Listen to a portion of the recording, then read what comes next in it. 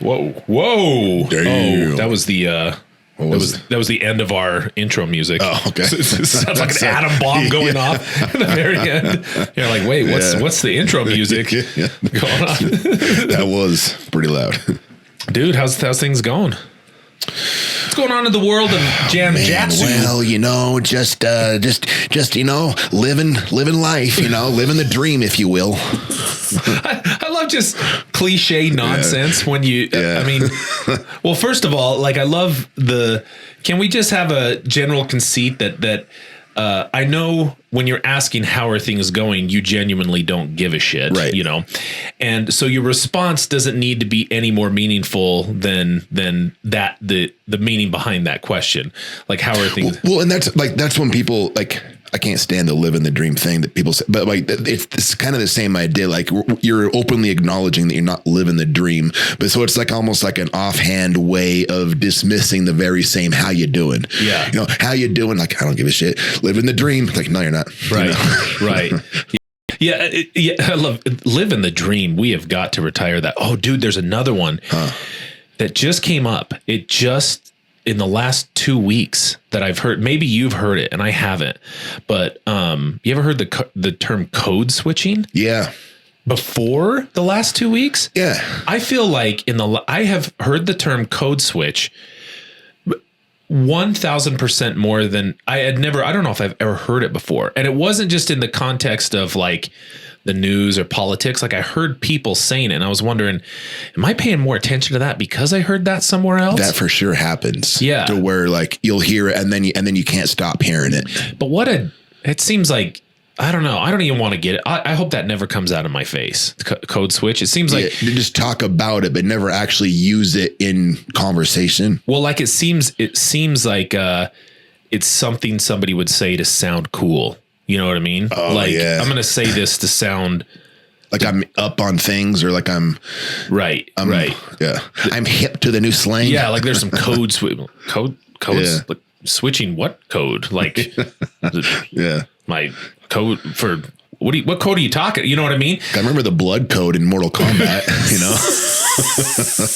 the blood code or the cheat code in Contra. Yeah, dude. I thought that left B8 let's start. Yeah. No, that going back to the living the dream thing. I wish one time I'd say, "Hey, what's up, man?" And somebody dude's just, "I wish I was dead." Like that, it would be straight somewhat facing it though. Well, right, it'd be somewhat refreshing in its own little way. But in corrections, that whole living the dream thing is like very ubiquitous. It's like, what everyone says. Yeah. I wonder, is that part of training? Do you think? I think it is. There's that, and then like, how do you know if a felon's lying? Oh yeah, his lips are moving. Yep. It's like they give you those two things to say. Yeah, and that's living the dream. But the living the dream, I mean, translation. My job sucks a lot of the times. You know, I think that's the underlying. I hate my work or something like that. Yeah. I mean, I generally when somebody asks me that, I say, "I'm good, man." That's usually, and I usually am. And even if I wasn't, I wouldn't share it with you. Yeah. Like, you know what I mean? Yeah. And not because I dislike you necessarily, but I'm like, why would I burden you with my problems? Yeah, they don't want to get into it. They're not really asking you. Right. Yeah. Dude, I had another thought. Like, have you ever seen, I was going to the end of, you pull off a freeway, right? Like you get to the end of an off ramp. Mm-hmm. And have you ever seen those signs that are just staked in at the end of an off ramp, and it says like, use my money to day trade, text this number to do that. I'm like, that just doesn't seem like a rich guy's game, you know, like waiting for the dude. Because has anybody, which part you're talking about day trading, or are you talking about seeing like posting the sign and like relying on people to recruiting, I don't know, apprentices via freeway, the parish lane off ramp. You know what I mean? Yeah, like, that's what I'm saying. That's really where you're getting your, you know, and I just can't see like yard sale maybe. Right. I can't see Mark Cuban going out there and putting that into the ground. Be like, man, we make some money off of this. Yeah. So my question is, has anybody ever text that number? Right. Because I worry about your mental faculties if you're texting that number, right? You're just driving on your way to wherever and you see that and immediately is. Yeah, there was one about real estate, and I'm like, I don't know. I feel like people who are balling in real estate aren't putting things in the dirt at the end of these things. And then B, has anybody ever made money off of whatever that is? That's the thing I want to know. I almost want to text it to see what's happening. You know what I mean? Like from a fake number. I kind of want to see what really goes on here. Well, we owe it to ourselves and our listeners to do that the next time we drive by. Or maybe our listeners owe it to us. Hey, all 15 of you out there. Yeah. If you if you wouldn't mind, will somebody get to the end of an off ramp and text that number and just kind of tell me what's going on with that? Because I don't want to get whatever virus is coming. Now, if you get it, I'm sorry, but I'd really like to know. And everybody would like to know. I'll share it live. Should they email us? Yeah, email us. Yeah. Well, this will be a first for us, huh? Getting into some true crimey. Yeah, real like cheerful topic here. Old Theodore, keeping things light. Old Theodore Bundy. Yeah. I mean, in the world of serial killers, if you had to pick one, he's up there, right? I would say so. It's his name that comes to mind, and you hear what Dahmer and Gacy. Yeah, those are like it's kind of a bygone crime, right? I mean, there's just somebody. I don't know, because like, haven't you heard that statistic? I mean, I don't ever remember the number, but they talk about how at any given time there's X amount of active serial killers in the U.S. and which doesn't make sense because like the guys from the 60s, 70s, 80s, 90s got sensationalized in a weird way. Our society's weird, but yeah, I've heard. I mean, we could look it up, but I've heard that at any given time there's like X amount of active serial killers, like right now. I don't understand because you'd think you'd hear about it. You'd think you'd hear serial killer on the loose, or these bodies. This is the pattern. This is what's up. Keep your eyes open. That bolo. That seems like it falls in the same category of like a History Channel person saying, "Well, there's no evidence that aliens didn't build the pyramids." Oh, yeah. There's no evidence to say velociraptors don't speak Cajun. Like, well. You're not wrong. I guess it would be your victim of choice, right? Like that has a lot to do with your success rate as a serial killer, it seems. Because some of the ones that have like, I mean, there's a few that don't. I mean, I've listened to a lot of true crime podcasts, and then I think the ones who get the most kills, if that's it's not a contest, by the way, everybody, but typically they are either murdering homeless people or prostitutes, right? Yeah. And if you're doing that, and shout out to homeless people and prostitutes, I mean, one love or whatever. Shout out. I don't know. One love. I'm just saying, no shade towards either. Okay, I got you. I'm just saying that I'm just saying that that seems to be a category of person that you can get away with it for quite a bit of time. Yeah, Samuel Little, Green River Killer. Yeah, and there was a pig farmer a while back. He was over across the pond. I can't remember what his name was, like Picton, something like that. And he was murdering prostitutes and homeless prostitutes. So he got the double. The double whammy. He got away with it for quite a while, mainly because I think that, like, obviously who's going to report that? Right. And they're kind of the people that society's cast away a little bit, unfortunately. Right. Yeah. If you're like a street nomad, I don't know how much people even, I mean, they would maybe just assume you picked up and moved to a different area or something. So which is kind of why with Ted Bundy, I mean, his was one of the ones that wasn't people like that. Like these were I mean, kind of everyday people that he was murdering, which that seems to be something that I think is why you know his name versus what even is the Green River Killer's name? I know the Green River Killer, but I don't know what his name is. Right? Is it? No, I don't remember. Ridgway? Is it Ridgway? Maybe. That's my guess. That sounds Johnny Ridgway. Gary Ridgway. I don't know. I know that's a serial killer. Shit, don't quote me on it. Johnny Gary Ridgway. Yeah. But no, but like did Ted Bundy have a nickname, like a strangler type name? Not that comes to mind. Yeah, it seems like it's always just been referred to him as Ted Bundy. So you're right, though. His victim choice probably was what made him more prominent. Right. So I think what we'll do is, obviously I put together, kind of a short biography and wrote up some things that I thought was useful. We won't get into the nitty gritty of the whole thing because there's a lot of information there. But the other thing that I think is pretty unique is that maybe people haven't seen it is we have the interview. And this was the day before he was executed, the day before. And he's interviewed by a psychologist. And I thought it was kind of like for you and I to look at it. I don't know, especially that we are not fascinated with, but I think we have some, I'm going to say it's empathy. I mean, I think we have motivation to work with clients who have maybe some high levels of psychopathy that are very dangerous people. And I've never looked at a client and said, oh, he's irredeemable. There's just no treating that person. You know what I mean? Yeah, it is like interest and fascination aren't quite the right words it's like a motivation. I don't know if it feels like a challenge or something, but it just like, I want to try working with high risk people. I have a hard time describing what it feels like. Cause when you say like, I have a passion for working with, survivors of I don't know, like PTSD war veterans or something like how could anybody not get on board with that? Right. Like sentimentally that tends to make sense. Yes. Right. Or children coming from abusive homes. It's like, well, yeah, everybody's all in on that. I have a passion for working with psychopaths and not leaving them behind. It's like, it's a weird, it is. Right. But I for me, and I don't know how you feel, like, I think they're an incredibly challenging population, which like motivates me. And I feel like it forces me to flex my skills at a much higher level than kind of like an average run of the mill client. And I'm not saying clients are average. I'm saying clients with not that level of personality problems.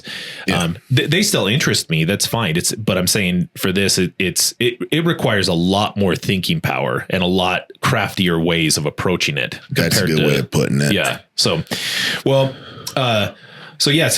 Ted Bundy, let's talk about him for a minute. So he was obviously one of the most notorious killers in American history, active primarily in the 70s. I don't know why I thought it was the 80s, but I thought it was too. I know. Born November 24th, 1946, Burlington, Vermont. Shout out to Burlington. All right. Get some good coats. Is that the same? Is it correlated? I think. No, it is now. Yeah. All right. Bundy calculated brutal murder responsible for deaths of at least 30 young women. Damn. Wow. Though the true number is believed to be much higher. And I think towards the end, he confessed to quite a bit more, although it's kind of murky there. Despite his outwardly charming and intelligent persona, Bundy harbored a dark and violent nature that he managed to conceal for years. There was a book out there, and I can't even remember. It was about the gal. I think the name of it was like My Friend Ted was the name of it or something. Maybe I can't remember. But she had written about that was her buddy, you know what I mean? And over time she kind of found it, and I don't think that's the right. I know what title. You're talking about. You know what I'm talking about? I don't think it was My Friend Ted. No. I know. It's a horrible title. But later on down the road, she found out that was the case. But man, like, and she was never threatened by him, right? No. Yeah, like she just didn't realize, and she and I swear somebody knew him or something or other, because there was a time period when he was like in Utah actively doing stuff in Utah here too.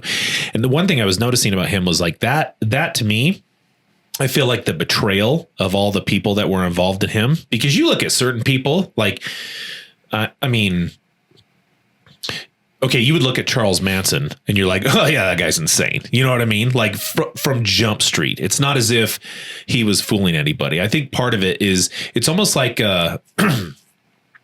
when you, like, not that you would know this, but people will know this, and I've heard this before. It's like that, you know, say you're, you know, I don't know, cheating on your partner or whatever, right? And it's not the cheating that they care about sometimes. I mean, sometimes they do, sometimes they don't. But like, it's like, well, you know, if you just tell them right away, it's like, well, that sucks, you know, or whatever. After time, it's like, no. What really mattered was the lies and you making me believe otherwise was way worse than the actual betrayal of trust. Now, I don't know if that works in this case. Like if he would have come out and said, hey, I murdered 20 chicks or something like that, you know, but I think that's why so many people were duped into believing in this guy, that he was normal, and even at times advocated for him, you know, because he kind of met like the profile of some of the pictures that went out there about his, you know, like what are the composite sketches or whatever that they probably felt betrayed, and so that's why it got a lot more notoriety. And there's a few reasons too why it got more notoriety, but so I don't know. Do you think so? Like people vouched for him based on like, okay, here's this guy.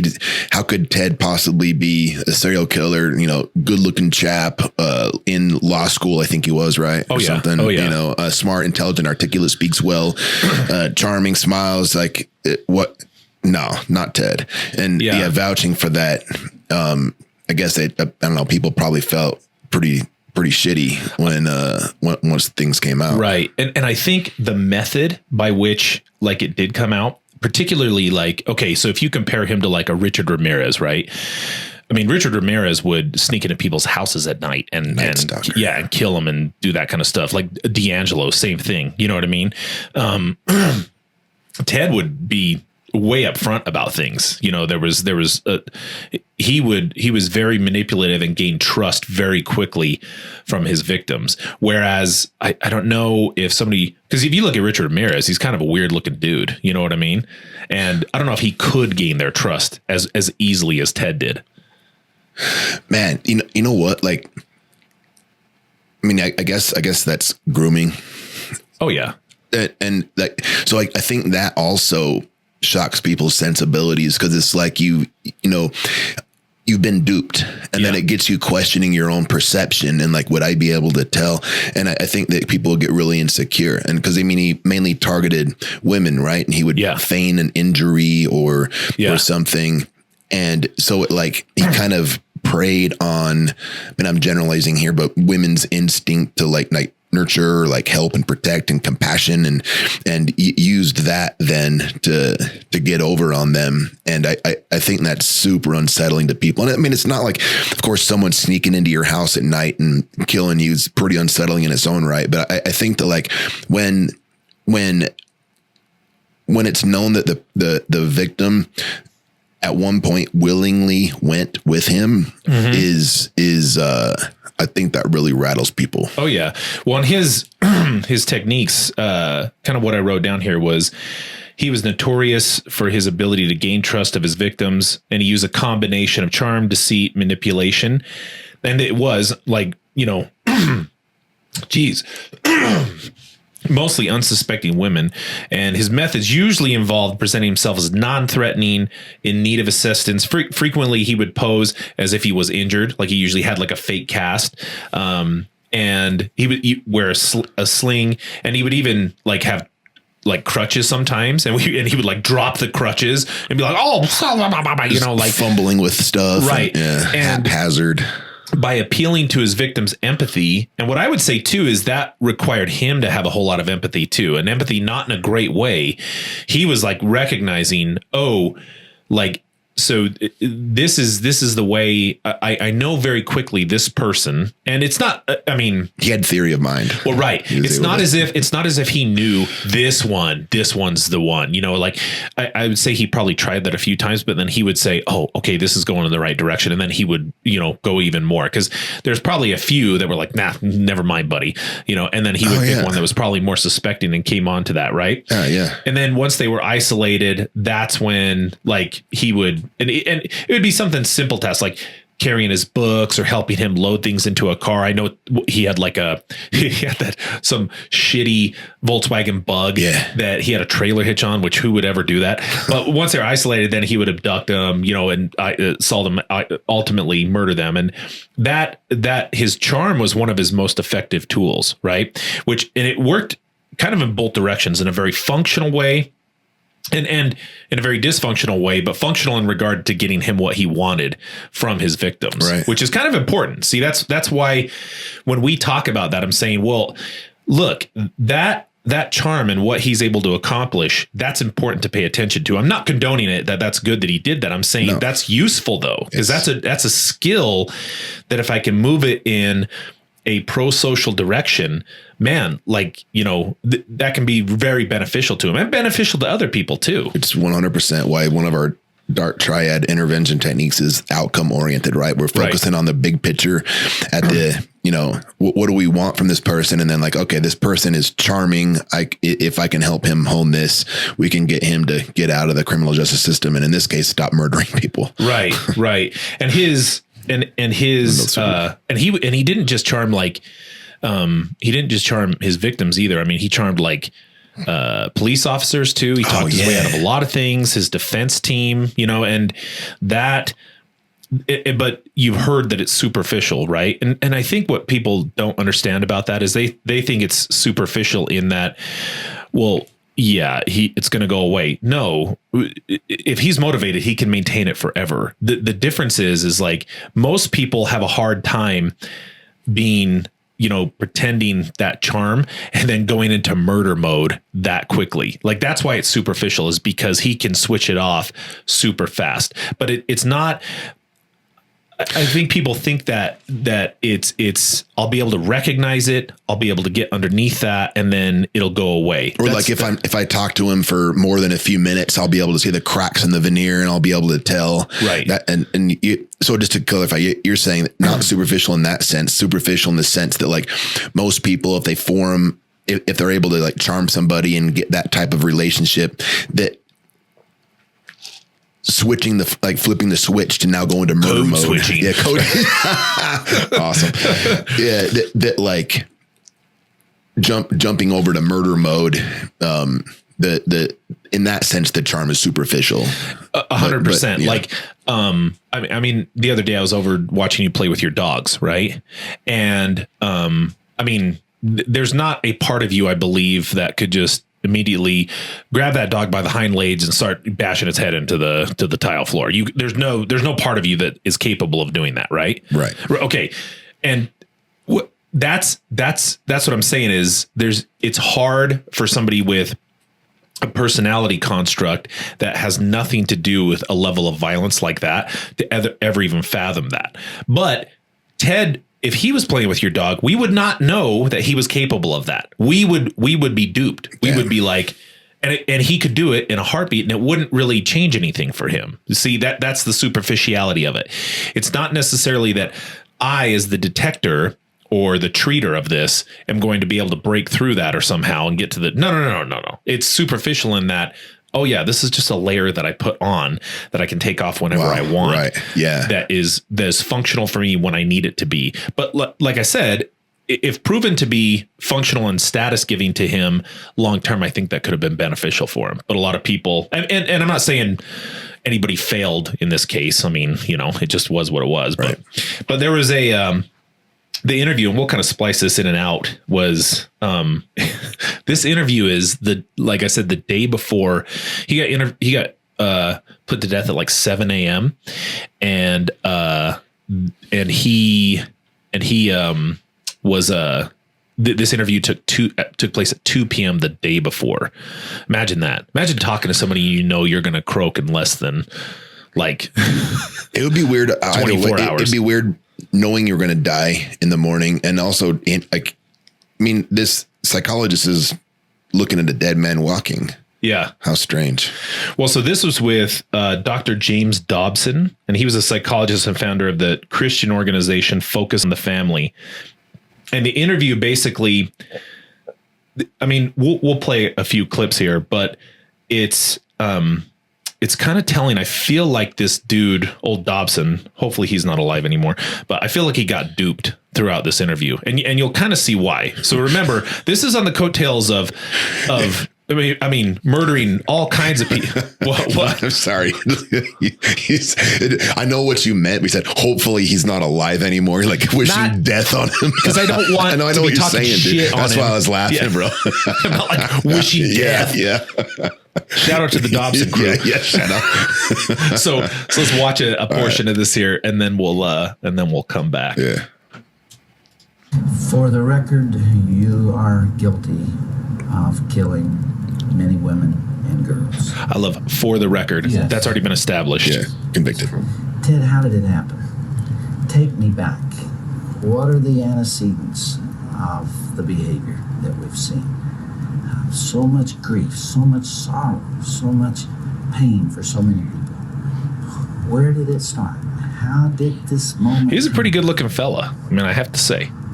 That's the question of the hour, and one that not only people much more intelligent than I have been working on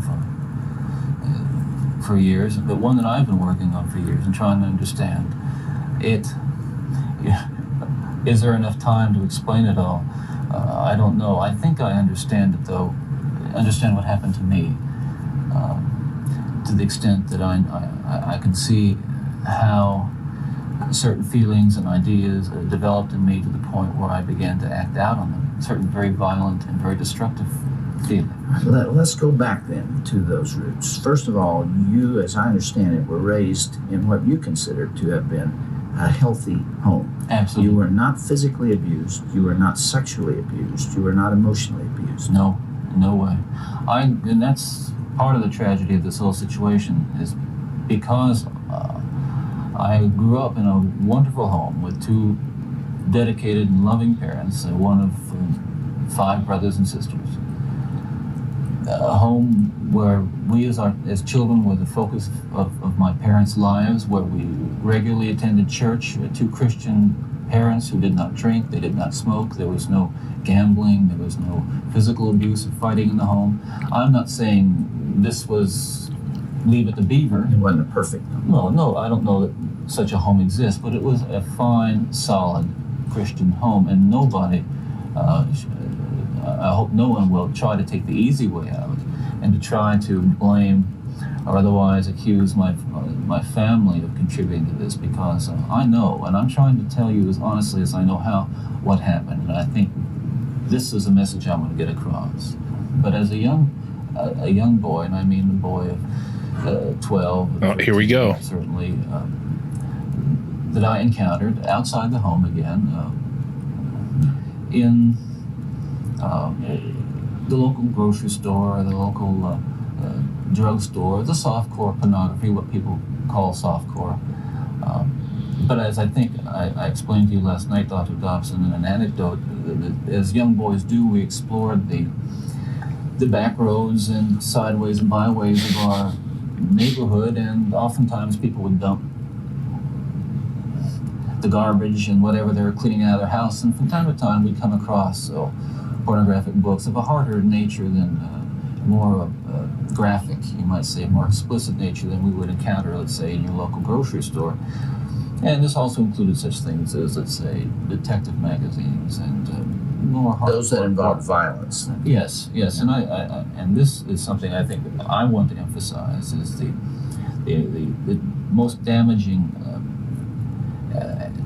kinds of pornography. And again, I'm talking from personal experience, hard, real personal experience. The most damaging kinds of pornography are those that involve violence and sexual violence. Because the wedding of those two forces, as I know only too well, brings about behavior that is just too terrible to describe. Really though? Like, so now he's right out of the gate establishing that my destructive behaviors, my murderous behaviors was related to me stumbling onto porn when I was about 12 years old. Yeah. Well, yeah. So like if you were, what do you think Bundy's trying to do here as he's talking? Like, what do you make of his disposition, of the word choice, of some of, like looking down and like being very genuine and sincere. Well, I think he's being the exact opposite in reality, especially God, dude. I feel like his eyes are closed 80% of this interview. Called blocking, isn't it? Or something? Yeah. I feel when he is full of shit, he is closing his eyes at the same time. I don't know how much goes into like body language expert analysis stuff, but I nerded out for a while on the body language experts panel, and they do talk about that. It's called, I think it's called blocking when they close their eyes. It's his cadence drives me nuts too. Like when he's talking, that's not his normal cadence. What do you think he's trying to do there with his cadence? I think like he's in his like kind of sing-sigh type, and he's waving his head and stuff like that. I think it's very he established earlier that these two had a conversation the night previously, right?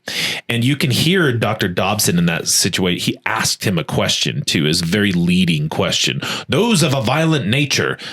Well, he never said that, right? Like he'd said detective novels, which to me, I'm wondering like, he's like hardcore pornography. I'm like, hold on a second. Like that's a good catch. Is in the 70s though, something. Like the 70s. So I was like, dude, I feel like porn now is more ubiquitous and more accessible, way more affordable. And then also like the types of porn that you can access now are is there any type you can't access now? Right. Whereas back then I'm like, so wait, you're talking about some alley behind your house and somebody dumped this and what did it show? I that's what I was wondering, but the leading question. So what I think though is, to me, I would say you have to be cautious when you're working with a client like this, because if you have an agenda, okay, they will recognize your agenda. Yeah, they will recognize your agenda, and then they will go along with it as a form of endearment, and they're just manipulating you. So it's happened to me before. I've recognized it. Right. And Dr. Dobson, what I'd say is he probably had an agenda. He knew that to some degree or another, Ted Bundy was viewing pornography, and, in his mind, he's like, okay, well, then this led to his murdering behaviors. Right. And so now he has that in his mind. He has a bias going into this. And so he starts evaluating him, if that's even what he was doing. Well, Ted's going to be able to pick up on that really quickly. And then Ted's just going to tell you things that you want to hear as if you're making breakthroughs in therapy when you're really not. And then he's like, wow, look, man, I'm the greatest psychologist on planet Earth. Right. I know. And it's his sincerity. I'm kind of doing scare quotes around the word sincerity. He's trying to, so Dobson is maybe in the position where he's thinking he wants to form a relationship with Ted Bundy so that, he'll open up. But I think that the reverse is happening right now. And I guess that's kind of what you were saying in that, and I'm speculating here, but like just based on what you said, that they had an interview the night before. Oh, I don't know. Okay. Bundy said that. He said that anecdote that I shared with you last night. Oh, I see. Okay. Yeah. Okay. Yeah. And then also just again, speculation, but if Bundy hears that he's the head of this, it's the Focus on the Family. It's a Christian organization. Okay. Yeah. Those are a couple ingredients that a guy like Bundy is going to track and understand Dobson's values and understand what might be important to him. And Bundy can make Dobson feel as though, he's doing this interview to bring awareness to this problem. And this is like almost like an altruistic move on his end to open up and share these things about himself. And he's again, it is kind of annoying with the blocking, but I think he's doing it. If he was talking to you, mm-hmm. he would likely have a very different disposition, different angle. He would become what you wanted him to be. Yeah. Well, and I think that's why you have to come prepared for that. You have to come into that knowing that I can't, like, I think if you, because I mean, I know we all say, well, we're going to start where the client is. Okay. But don't tell me you don't have an agenda going into some of those things. You know what I mean? How many times have I heard, I really want to get into it. I really want to get into hearing about the trauma, like stuff like that. And I'm like, oh, well, you have a clear agenda of getting into that. Right. Whereas I don't know if you ever need to talk about that to get better. We've talked about that multiple times. Right. So that would be meeting where the client is, like that. I think you have to, especially with this kind of client, because so at the top of this, there's a part of the interview that it starts out with, because there's kind of a preamble that's really annoying. But he says, the doctor says, well, so you're going to be executed tomorrow at 7 a.m. unless you're granted clemency. So the question would be, well, everything is, in their best interest. So you'd have to ask the question, well, why is even doing this interview in Ted Bundy's best interest? And the answer is, if this guy can advocate for me even a little bit and be granted me clemency, well, then I won't be put to death tomorrow. Wow. You know what I mean? Right. And so why wouldn't he do it? Like at that point, like why? It's not why would he? It's why wouldn't he? Right. That's a last ditch effort where this guy has been asking to have a conversation with him and an interview with him. Finally got it, and then he's like, okay, I'm gonna do my to dupe this. Here's the Hail Mary. Right. And then one thing we always say is pay attention to actions and not words. And that's the opposite of what's happening here. Homeboy killed maybe 50 people that's sitting across from you. And then he's saying, oh, the pornography. I'm like, come on, dude. Like, and he's very calm, maintains his composure, and his demeanor is non-threatening whatsoever. And I'm like, that's superficiality right there. Like that's incredibly dangerous. Like that could snap it at a heartbeat. I'm sure it maybe still happens to me, but I know in my earlier years of doing this for a living, I can even think of some of the clients I had that they full on suckered me. Mm-hmm. And, I've had super dangerous dudes like this that it's like embarrassing now in hindsight thinking of it, but that I know they read me and they put on an affectation of sincerity and, really wanting to like turn things around and making sure that they would make sure that I knew how important I was to their recovery, right. What I wanted to hear, man, Jeff, I've never really been able to open up to anybody else, but you seem to get me. Right. I fell for that type of stuff. Oh, man. For sure. Yeah. Now, I mean, yeah, it's not cynical to go into that with your guard up, and also don't also assume they're lying. Like you just have to, your objective is to create a relationship where they can speak to you in a frank and honest manner, and having an agenda will not allow for that to happen. Well, so here's my question for you. And I don't even know if this is answerable right now, but like, if you were conducting this interview with Mr. Bundy here, and you were picking up on these signs and you could feel that he was playing you. Are you humoring it? Are you, how are you responding? Are you calling it out? Are you drawing attention to it? Are you rolling with it? Yeah. Well, so I think because you don't hear like simple motivational interviewing techniques, right? Because MI works really well with these guys because it always just goes back to them and it keeps them in the driver's seat and they love talking about it. Right. So it keeps, but it also, those techniques can start to confound them as well. So obviously validate. Well, first of all, it's kind of, I don't know where the direction would go because they obviously had a conversation. This dude had an agenda and now they're taping it. Now this guy can go back and say, see everybody, it was porn that did this, right? Even Bundy said so. And so we need to ban pornography or whatever the agenda was. I don't know. I don't know enough about that. But what I would say is when those things are happening, for sure, I'm going to attempt to validate the emotion that's underneath that. I'm going to attempt to do that. Right now, I'm probably inaccurate because maybe they may not experience that emotion the same way. And if I do that, they're going to affirm. They will, right? So now, and we're moving this along. And then that's a good time also to develop discrepancies as well. It's like, oh, okay, well, so I mean, I might say, well, and this is, again, developing discrepancies is really important because you're saying one thing, but you've done another, and help me understand that. I really want to understand how that came about, because that puts them in a confounding position. And he does that here too. And he doesn't really have a good answer. He kind of just does circle talk and is not able to give a very good answer on some of these things. Just something you said, I just want to point out before we go to the next clip. It's like the way you word that is very important. You're saying one thing, but then you're saying another. Help me understand that. That's such like, the help me understand that piece keeps the conversation alive, and you're not accusing him of being a liar.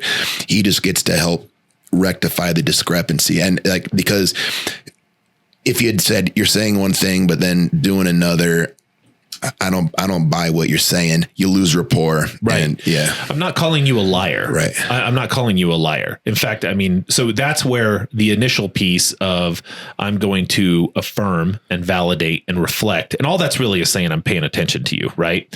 And then again, affirmations doesn't mean that, or validations doesn't mean I'm agreeing with you. I'm not condoning the behavior. I'm simply acknowledging a component of that is affirmable, which might be an emotion or whatever. Right. And then I'm going to ask that question. You kind of have to grease it a little bit before you get into developing the discrepancy. And you got to do it in a way that's in a non-jerk way, because you can't say, right, hold on, dude, you killed 30 chicks. Now you're saying it's porn. Hell, come on. You can't do it that way. It's got to be subtle. It's got to be subtle to the degree that he's not going to be able to detect it, because the moment he does detect it, well, then again, I don't want to get this guy thinking I'm an enemy and adversarial, because then I'm useless to him. I'm not a tool that he's able to use. Exactly, man. And then he's not going to open up to it. Right. He's just going to, now he may not kill me or something, but I'm saying that if I'm adversarial, he's going to recognize now his mode switches, he code switches, and then, broken tool. Right. And then he's a broken tool, and I got to treat broken tools in a different way. Doesn't mean I can get you out of my life, because maybe I'm assigned to you and maybe I'm mandated to talk to you, but I'm going to treat you differently now. And sometimes you can't get back from that. So with caution, right? So absolutely. Let's continue on here with our buddy old Teddy. Now, walk me through that. What was going on in your mind at that time? Okay, before we go any further, I think it's important to me, and the people believe what I'm saying, to tell you that I'm not blaming pornography and not saying that it caused me to go out and do certain things. And I take full responsibility for whatever I've done and all the things that I've done. That's not the question. And actually, he's never taken responsibility. The issue is how this kind of literature contributed and helped mold and shape.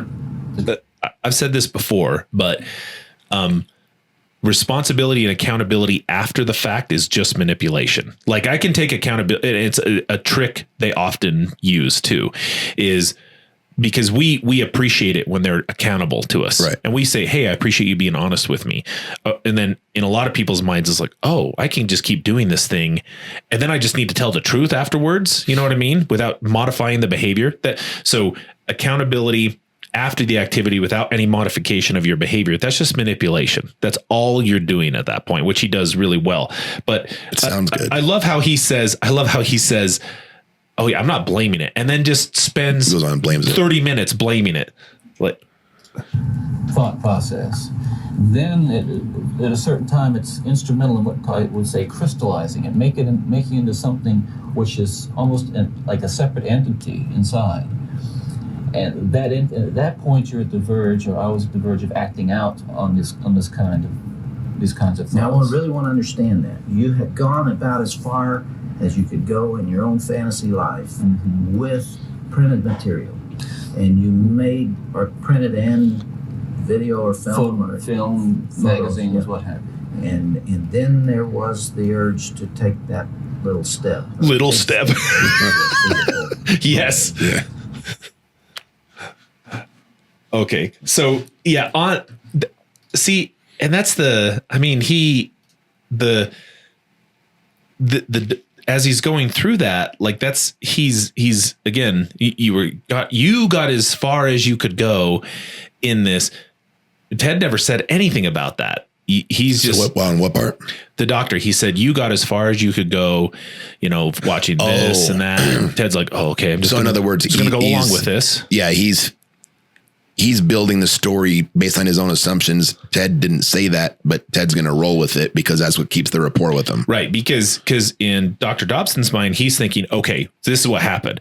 He created a theory, and the theory was he viewed pornography, and he viewed pornography and became addicted to this. And then he was so addicted that he was, doing this, and then it became, insatiable. He was unquenchable thirst for what happened next, and then he had to move that into the next category. And I'm like, well, I don't know. I have a hard time with that. Okay, because then I'm thinking, well, wait a minute. So I think of the natural progression of pornography, and by the way, folks, looking at pornography doesn't turn you into a serial killer. So, I mean, just keep that in mind.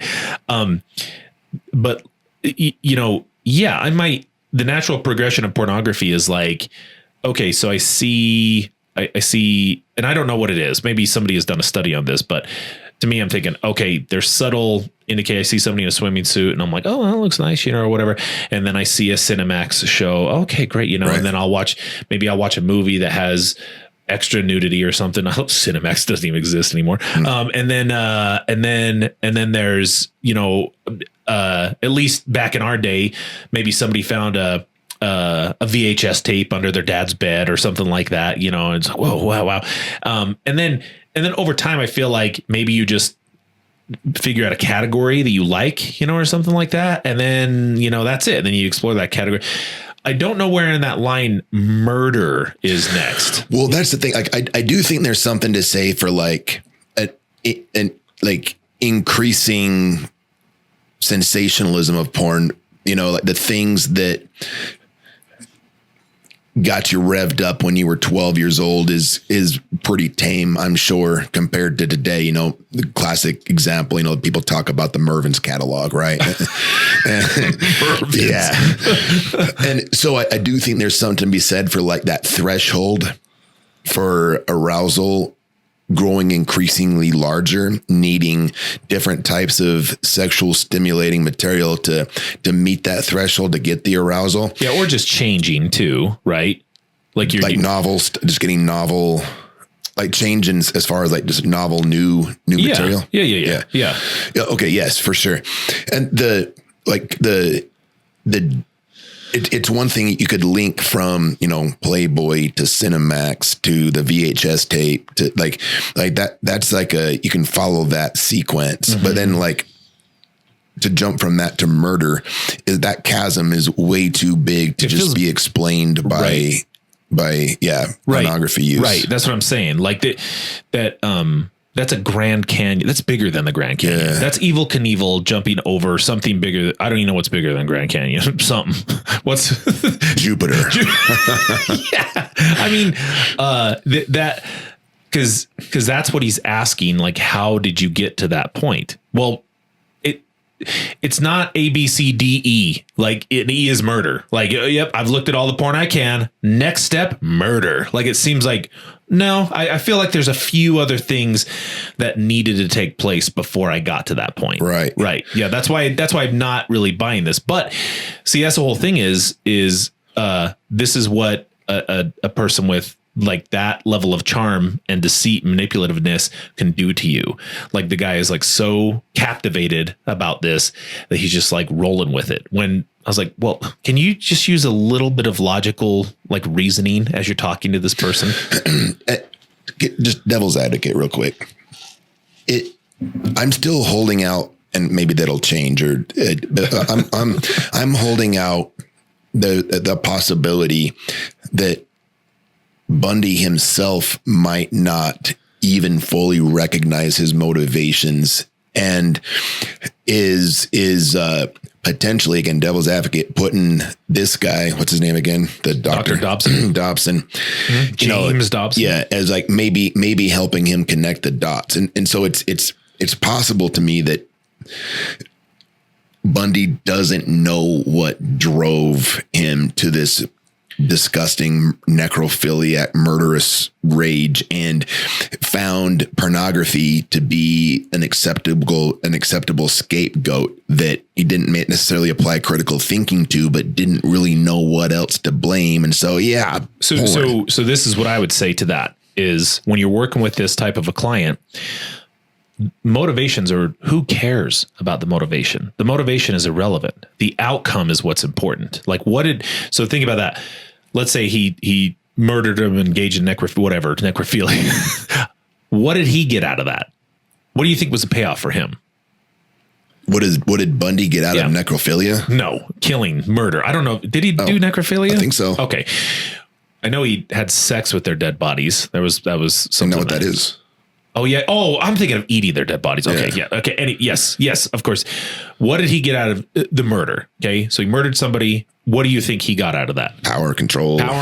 Okay. Now look, that's it. That's all I need to know. Well, that's what people want to know, though. We're right. They want to know why. But I don't think it's important. Like I just don't. The motivation sometimes. What does that do for you? What does that do? How does that help you? Because if your objective is, I need to move this behavior into a more functional paradigm, right? And if power and control is my end result, okay, well, then I know where I'm going. I know what I need to get, but how I get there is going to be very different. If power and control are important to me, I need to move that in a direction that he's going to get power and control and status without murdering people. Yeah. The motivations for that are going to be very different. Like the motivations for murdering somebody versus the motivations for being the CEO of a company are light years away from one another. So you can't, like, knowing the motivations is why do you care? Okay, all right. What's the point of that? I got you. Yeah, I'm with that. What I was going to say that I thought you were maybe overlooking is the relevance of values, in that, like, because values suggest motivation. Sure. And, if like values are what guide behavior ultimately. And so I was going to say that, like, if we understand what it is that he values, and if in a clinical sense, if we were going to take somebody that had some pretty, deviant, harmful behaviors, and we were able to find the value in that, then we could redirect that accordingly. And I think that you're saying the same thing. You're just saying that how are you distinguishing motivation from? Because I think when you're saying what drove you to this, I think what people are wanting is voyeuristic. They want to say, I wanted to drink their blood and bathe in their. That's what I think people want to hear. Why do you need to hear that? You know what I mean? Like, what does it? I wanted to wear their skin. Is it like, okay? But why? Why do you need to know that? That's not important. He was motivated by power and control, okay? And he facilitated that by murdering people. Now, there's way better ways to get power and control than murdering people. Yeah. My desire to murder, I think, is not important. What I say is, I'm motivated for power and control. How do we move that into a more functional paradigm? That trying to understand, like, because that's what they're trying to get. I want to hear the graphic details of why you decided to start murdering people and having sex with their dead bodies. I'm like, I don't know. And he may, like you said earlier, he may not even know that, like how he got to that point. So you could see that he may not even. Okay. Yeah. He just knows, oh, this made me feel powerful. That's it.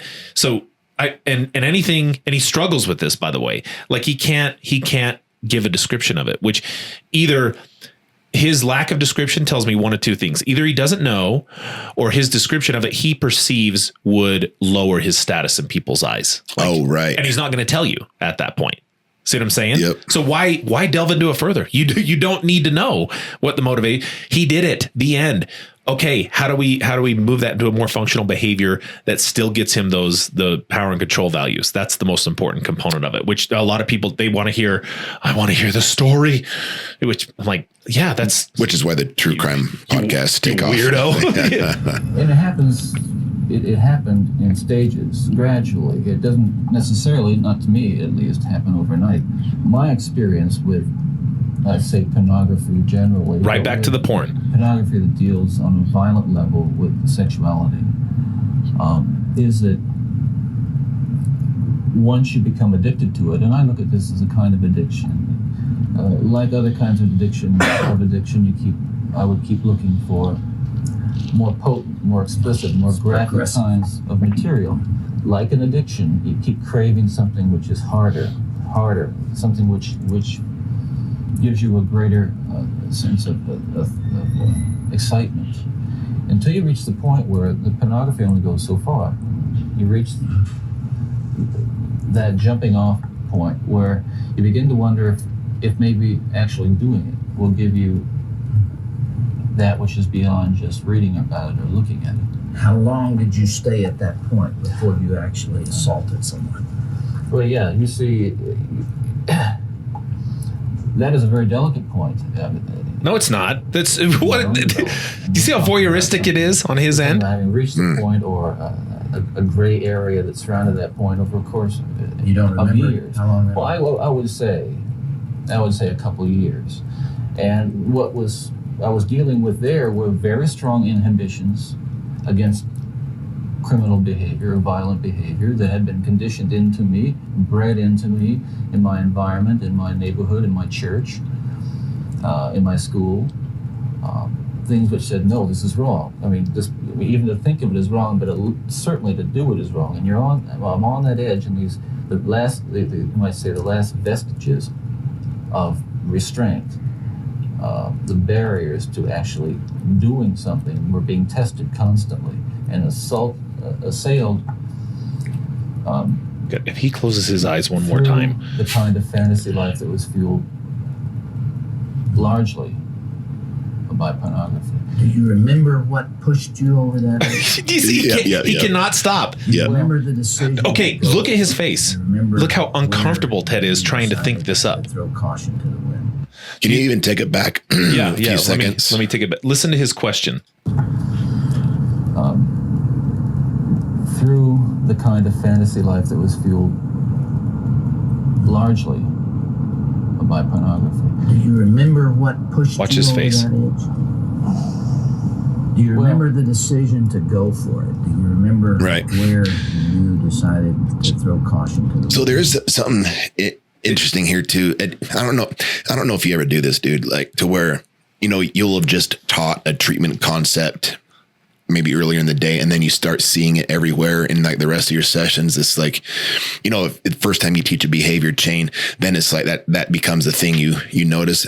Today, in a professional development, I was starting to go over I really like the 4 barriers to sexual offending. Oh yeah, from the Finkelhor. I feel like you sleep with that under your pillow. I love it. I love it. It is a really cool concept. It just makes Shout sense out to to me. Finkelhor. Exactly. It just explains. Cool last name too. Well, so he was just starting to talk. He didn't really get to it yet, but I noticed he was starting to like talk about how he made it okay, what he did to appease his conscience. Mm-hmm. And I would love to hear him elaborate on that. I do think there's value in that. If I were in there with him, I would start asking him like how he made it okay to take that step. How he justified it. What did he tell himself? Because that's the thing, is doesn't everybody wonder if a guy like Ted Bundy even has a conscience? Does he even have a Jiminy Cricket? No. I think maybe. So the conscience is just a concept, yeah, right? Right.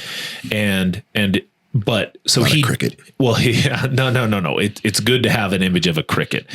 I would just say his cricket is also a crack dealer. The thing is he definitely has. So your conscience. The way I look at it is, I think in our minds when we're trying to, think abstractly and think about our thoughts, often we put kind of a voice to that, or inner voice that we're talking to ourselves, right? And sometimes, I don't know if you do this, but I know, like I think of a voice talking to me that's not even, it's not like my voice necessarily, but it's me processing my own thoughts, right? Yep. And that's, I think, where your conscience comes in. But his conscience just wouldn't be telling him the same things that ours would. See, I think that's fascinating. Right.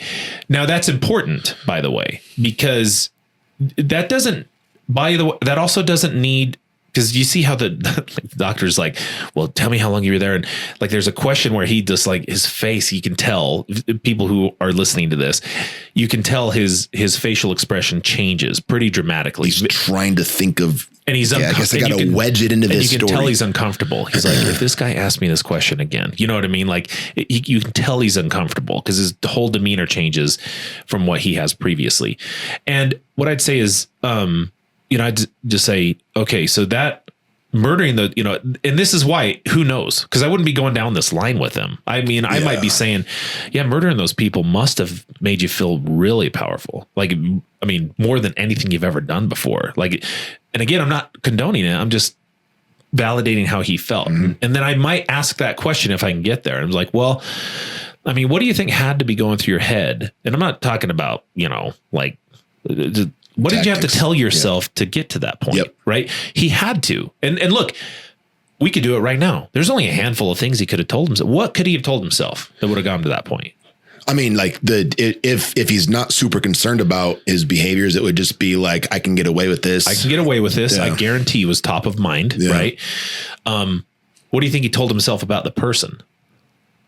It probably demeaned them somehow, or like made them out to be lesser than somehow. Their life isn't important. Like my gratification and my need for power is more important than their life. Right. Yeah. Something to that effect. Right.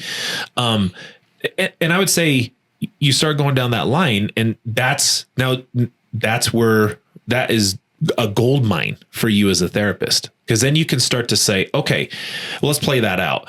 And then we can start linking emotions with that. Then we can say, okay, so then you killed him. And then consequentially, now think about this, consequentially, he committed his first murder, right?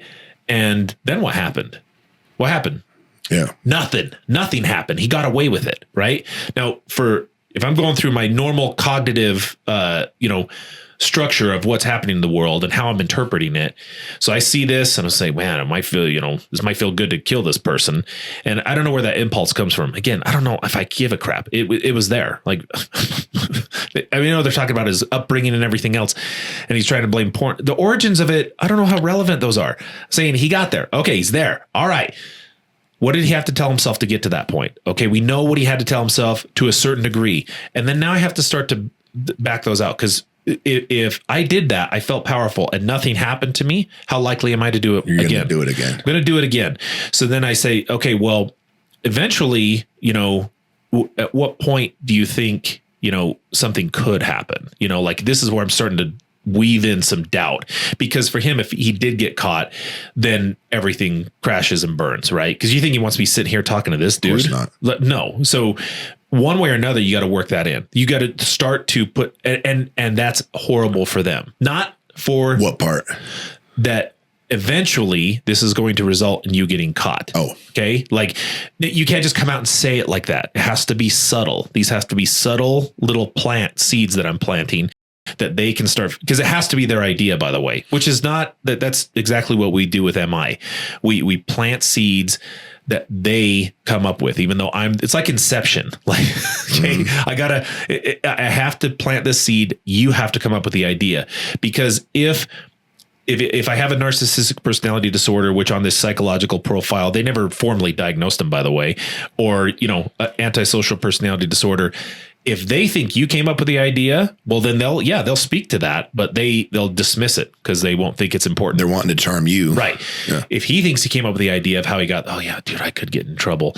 And then, oh God, I gotta be talking to some loser and some, right before I'm put to death. Okay. That's important. They now have come up with the disincentive. Right. And I got to say this in a way that says, man, okay, do you want to be sitting handcuffed in a prison about to be put to death? Now, again, I can't start there, okay, because he's in the mind, but eventually I want to get to that point and be talking to some loser like me, right before you're put to death. Is that the status that you want? And the answer is obviously no. Okay. That's where you can appeal to them. Don't ever go down the road of just think of their families and what they must have got there. Like, I get it. Could not give a shit. He could not care less. Like his Jiminy Cricket's like, dude, Yeah. Lives aren't important. Maybe this is all simulation anyways. Something like that. Like, those type of thoughts have to be going through their heads at that point. So here, let's watch this last clip and then we'll wrap this baby up. Word up.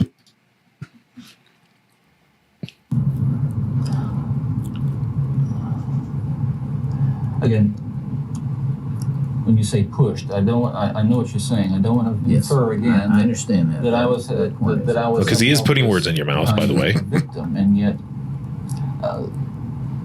we're talking about an influence, that is the influence of violent types of media and violent pornography, which was an indispensable link in the chain of behavior, the chain of events that led to the behaviors, to the assaults, to the murders, and what have you. It's a very difficult thing to describe. Because you can't. The sensation of reaching that point where I knew that it was like something had, say, snapped, that I knew that I couldn't control it anymore, that these barriers that I had learned as a child, that had been instilled in me, were not enough to hold me back with respect to seeking out and harming somebody. Barriers, overcoming victims' resistance. You see the Finkel horror everywhere, bro. Yeah. You were right. You were right. Well, no, and on this, I mean, a lot of people, it's not just us, like, a lot of people just thought he was full of crap. But, and to his credit, the thing is like, see, these are the most dangerous types is because once they have some W's under their belt and they're able to accomplish some of these things, like, did you know that he escaped from prison twice? Yeah. Amazing. Twice. Yeah. Like was it twice? Yeah. I thought he executed two high-profile prison escapes from custody. 1977, while being held in Colorado, Bundy managed to escape from the courthouse library where he had been left unsupervised. He jumped from a second-story window and evaded capture for several days before being recaptured. Incredibly, just months later, Bundy escaped again from prison. This time, he sawed through a hole in the ceiling of his cell and crawled through the building's duct system, eventually making his way out of the facility. He remained free for weeks, during which time he traveled to Florida and committed more murders, including the Chi Omega sorority killings, which were his most notorious, by the way. That is horrible. The thing is like, okay, no, you think about what, so up until that point, and the Chi Omega murders were pretty, I mean, they were pretty grisly. Yeah. That was pretty much his most notorious murders. Like, so he said in this is January 15th, 1978, Chi Omega sorority house, Florida State University. He broke into the house in the early morning hours, violently attacked 4 women, killing 2 of them, Margaret Bowman and Lisa Levy, with a blunt object. This was obviously like this was his most brazen, and he was just doing this, while other girls were sleeping just a few doors away. And prior to this, he had been doing, like, it was very secluded, and he wouldn't be open and brazen about that. Which, think about that. This is where it becomes super dangerous. Okay, because reinforcement. So I've gone through this process. Okay, I'm in a situation where I can manipulate this person. I know I can. I got them alone. Okay, now I've killed them. My consequences are nothing other than I felt super powerful, and I felt this rush of whatever it was. Okay, and I do it again. I do it again. I do it again. Oh, you caught me. That sucks. Got into a prison. Escaped. Caught me again. I escaped again. Like, now, and then went and did it. Then I feel untouchable. Like at that point. Is that what you think it was? Like, oh yeah. Because I was gonna say, like, if he escaped from, look, like if I escaped from prison for whatever it is that I did or didn't do, man, I am laying low. The last thing I'm going to be doing is committing more criminal behaviors. It's like, man, I got out, I got lucky, skin of my teeth, and I'm looking to jump in a slow ship to China. I'm looking at going across the board. I'm doing anything but going back to whatever the behavior was. Right, and that's normally how you would think somebody responds. I mean, how many times have you gotten away with something and then you realized how bad it could have been, And then you made a commitment to yourself Never doing saying, that I'll again. never do that again. You know what I mean? And I think that's a relatively normal reaction. I think in his eyes, though, if power and control is my ultimate agenda, see, that's where the progression comes in, is because, but you can always do that. This is where, like, this is why if you look at politicians, CEOs, what better arena to be a total manipulator, power hungry maniac. You know what I mean? Because you can always keep going. You can always keep getting better and better and better and better on all those fronts, because that's the whole thing. It never stops. Like you have to accept that. You have to accept there's one direction that it's going. How do I direct this in a way that's going to be pro-social? That's not going to lead to total chaos. If you were his therapist, he would have had to run for office. Like, hey, look, let's get into politics, Ted. Something like him being a lawyer, that would have been probably really good for him. Yeah. Like he probably would have been a pretty good lawyer too. He probably would have been a hell of an attorney. I know one time he represented himself too, which That's again, right. why wouldn't he? Yeah. You know? So, okay, that shows it right. Like representing yourself, a little bit of narcissism there, right? Yeah. Dude, do you know how, this is the other thing. Do you know that he was able to manipulate the guards when he was in this prison where he was put to death to get females he impregnated a girl while he was in prison. And really? There wasn't a conjugal visit, by the way. He wasn't allowed to. Yeah. Oh yeah. I didn't know that. Yeah. So like this guy keeps getting away with things, escapes, represents himself in prison. So like just megalomania through the roof. Right. Has the Machiavellianism to be able to, trick, scheme, plot, plan. Right. Obviously the psychopath element. So for you, the second time he escapes, he's thinking like, I'm untouchable. Right. No, they can't keep me. And just like they just went. Do you think it was like an insatiable drive? Like, I don't think. I don't think. So the thing is at no point did I think he like lost his mind. Okay, right. I think this was measured and controlled, but he was thinking. Think about it. He lost like 30 pounds to escape from prison too, by the way. Like to get through the ducts. Working out in his cell, like just jumping around. When he was planning to jump out of that, because he'd planned that to jump out of that window, he was deliberately jumping off of his bed to try to train his legs to take the impact when he jumped off that second story window. Oh my God. Right. And then to get through the ducts, he lost 30 pounds. Like so look, that is impressive. A level of commitment and motivation that is like you said, impressive. So I'm just saying, I think at that point, he's like, oh, dude, what are they going to do? Put me in another prison? I'll get out of that one too. Yeah, I'll escape. Yep. Right. And they're probably not going to catch me anyway, because I've gotten away with this so many times. And in Florida, I think was way further away than anywhere he had been prior to then too. So I think he did a cost benefit analysis and just said, oh, whatever, I'm not going to get caught. Right. So now again, none of that's necessarily bad. I mean, if you can move it in a pro-social direction, right. But thinking that ever he's going to change, particularly about talking about the origin of him finding a freaking nudie magazine in somebody's alley in their trash, that somehow contributed to and led to him engaging in murder. That's a foolish endeavor that, again, you're counting on something like, oh, we just had a breakthrough, Ted, and now we can really start doing the work. I'm like, no, you didn't do any, dude, that's made up. That's just, yeah, he probably did do all those things. There's at least a gem of truth in there, but he's just manipulating you and telling you what you want to hear. Because if he grants, if you can talk the governor into granting him clemency, and then he can escape this prison, he'll come and eat you and your family. Like, yeah, that's what I'm saying. Like that, it's not, none of it's genuine. The only thing genuine is that Ted cares about Ted, and Ted's going to do what makes Ted feel powerful. Well, if you're going to work with clients like that, you got to embrace it. That's the only way to work with them. Because thinking you're going to turn it and say, yeah, maybe killing those people isn't such a good idea. Never. It's never going to go that direction. Right. And obviously, I'm not saying like any of these dudes would get out of prison. No, of course not. He's never leaving prison, right? I don't think clients like that are irredeemable or untreatable, though. I think a modicum of progress could be made with them, even after they've committed murder. Even if they're going to be in prison forever, like those. Still, how am I going to get power and status outside of committing antisocial activity within the prison? And if you catch them earlier, yeah, you need to hurry and get them on a track they're going to be able to express that energy in a way that's not going to lead to chaos. So. Dude, that was fun, man. Yeah, I like that. We Yeah, should do that again. I We'll have agree. to figure something out. Leave a like if you want us to do another one. Yeah, we'll Please, see. please. Or knock us or do make fun whatever. of us, whatever you're going to do. So, all right. Let's wrap this old boy.